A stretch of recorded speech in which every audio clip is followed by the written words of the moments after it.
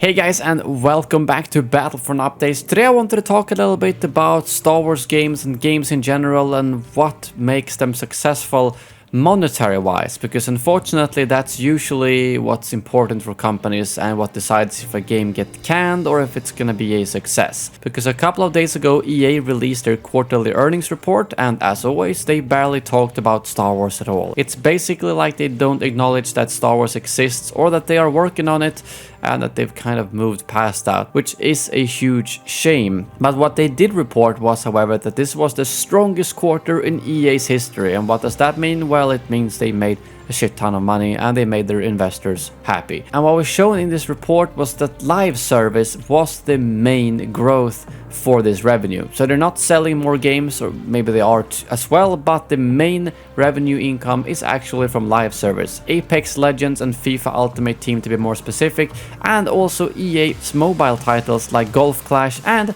Galaxy of Heroes. So at least something with Star Wars they're happy with, because it's making a lot of money. And this is one of the reasons to why Battlefront 2 was canned. It didn't have a live service, or it didn't have a live service they could make money of. We had a pretty good live service, I gotta give them that. Monthly updates with some cool content, and it made the community happy, but they didn't make any money.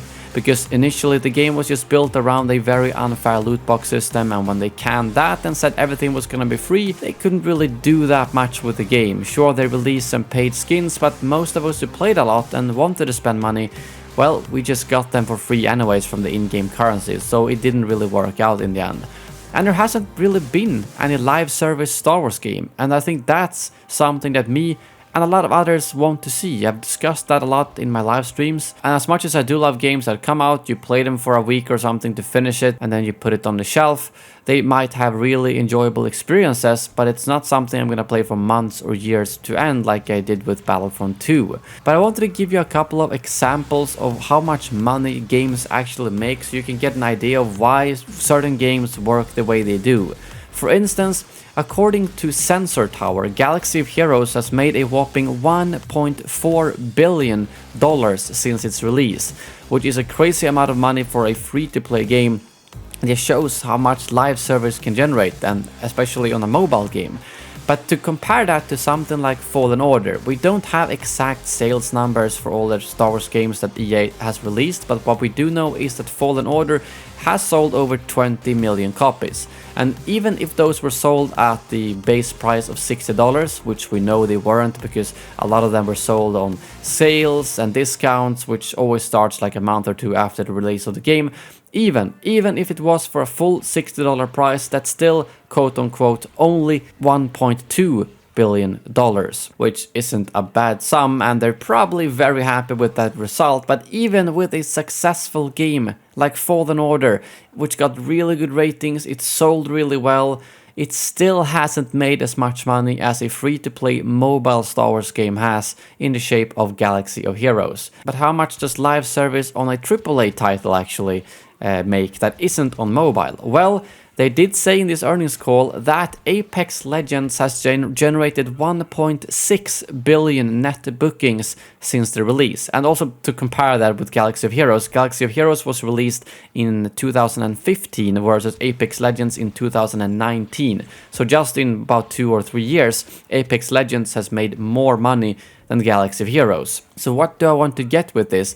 Well, that a live service Star Wars game could probably make a crap ton of money and also be good. I mean, look at Apex Legends. It is a battle royale, and I'm not saying I want a Star Wars battle royale, but it is a free-to-play shooter that has a really fair monetization system, in my opinion. It's pretty much based only around cosmetics, if I'm not mistaken, and battle passes and things like that. Sure, some of them might need a lot of playtime to unlock, but it's not a pay-to-win loot box system like Battlefront 2 initially had. And I think it just shows that there is potential. I mean, obviously we've got other live service games like Warzone with skins that work really well, and I could just imagine how well that would work for a Star Wars game, because Star Wars has so much content being produced all the time from movies, series, comics, which you could then tie into a game, and people will be like, hell yes, I'll pay $20 for that new Book of Boba Fett skin or something like that.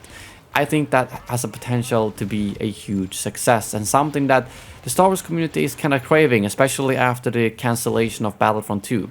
And I'm not saying here that this has to be a Battlefront 3 or even a Battlefront game. But I just want it to be a Star Wars live service game. If we aren't talking a straight up Battlefront 3, I would like something that I have talked about quite a bit before, which is a bit of like a Destiny version in the Star Wars universe, where you have a focus on shooting mechanics, PvP, but also loot, PvE, raids and dungeons and things like that. I do realize that is a pretty big game, so a game like that would probably be like $60 plus live service and not a free-to-play game. So that's obviously a balance you'd have to find. Do you want to make a bit smaller game maybe, concentrated around one thing that would be free to play with a live service on top of that, or do you want to make a $30 or $60 game that also has live service? Because they still made pretty good money selling Battlefront 2 Fallen Order, but it stops there, and that's also why the support stops to the game. Fallen Order, that's fine, that's not the game we expected to have monthly updates to, and they still produce some pretty good post-launch content, but for Battlefront 2, it feels like they kind of obviously did it to repair their reputation and to fix the game overall, not to make money. They would probably have made more money just stop supporting the game right at launch when the fiasco started. Or I could be mistaken there, but you get my point.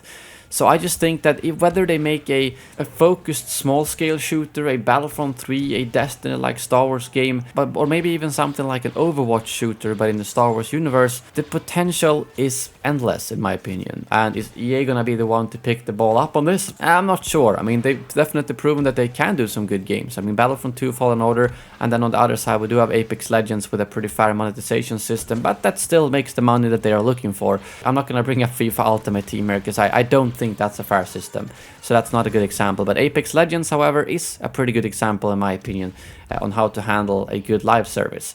So something like that slapped onto one of the biggest franchises out there, I think has a shit ton of potential, because just as the Star Wars merchandise sells a lot, cosmetics and live service items and battle passes would do the same. And I'm not really sure if this has been tested in any type of way with Star Wars games yet, because as much as like Star Wars The Old Republic has a monthly subscription and it works really well, and we got Galaxy of Heroes, it's not really those kind of live services that caters to merchandise skins, to bring in stuff from new series, movies, comics. So I think with that Ultimate game, they could make the money they want and we could get the live service that we all hope for.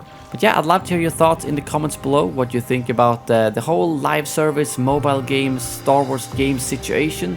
And what would be your ideal live service game that would be 100% fair but still have the potential to make the money that the game companies need to keep the development going? Let me know in the comments below. Thank you very much for watching, and as always, may the Force be with you.